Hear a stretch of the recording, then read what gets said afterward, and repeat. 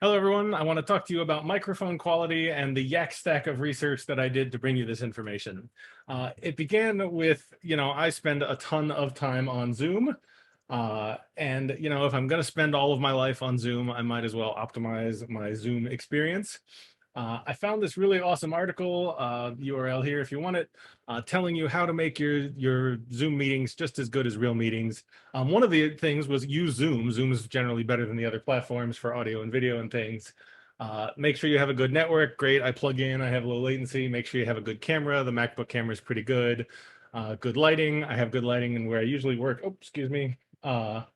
Good headphones. The AirPods do a pretty good job, actually. They are open back headphones, meaning I can hear what's going on around me. And that's important to not get that audio fatigue. But then good microphone, right? So it turns out the AirPods are a really awful microphone. And that's bad for the people trying to listen to me, and it's bad for me trying to get my message across to those people. So I spent a bunch of time like, oh, I just need to find a good Bluetooth headset. There's got to be one out there. Because that's what Bluetooth is for. Nope, nope, not really, actually. It turns out Bluetooth has very limited overall bandwidth. So there's all this fancy computer science trick stuff that happens to optimize the audio quality. And if you're just listening to music, there's enough bandwidth and you can get good quality sound in your ears. But as soon as you start using the Bluetooth microphone in your headset, it renegotiates the protocol and actually degrades both of them, just so there's enough bandwidth to get some microphone sound through. So there is literally no such thing as a good sounding Bluetooth headset microphone because there just isn't the bandwidth available. In theory, Bluetooth 5.2 has more bandwidth and special protocol support and will someday solve this problem, but you can't find a pair of devices, a laptop and a headphone or whatever, that both support it yet. So great. The easy solution to this problem is to use a wired headset. That article I linked to before says, hey, that's what you should do. Get a open back pair of headphones and a $15 boom mic that would be right there in front of your mouth and do a great job. Except that I work at a standing desk and I pace around a lot. So tying my head to a laptop above a concrete floor feels like a really, really awful idea. So I didn't really want to do a wired headset. So great, I'll look at desktop microphones, something that I can just sit here on my desk and talk into.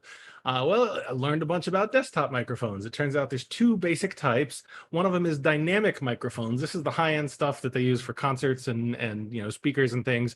They're great quality, but you have to have the microphone like right in front of your mouth for it to pick up good sound.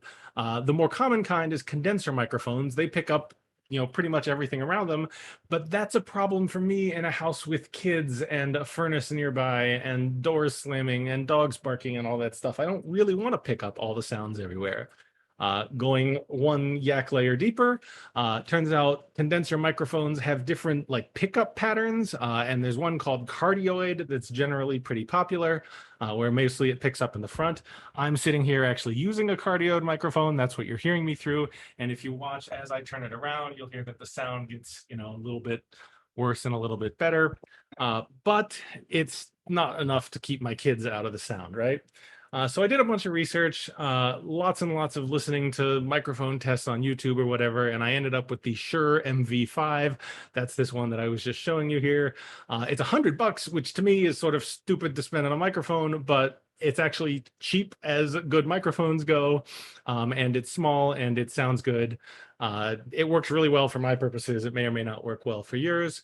But that thing still hears my kids in the background.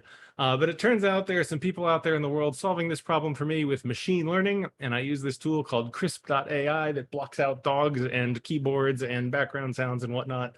Apparently, also, the most recent version of Zoom has a feature like this, but it really doesn't work as well. It also screws up the main voice audio quality pretty thoroughly.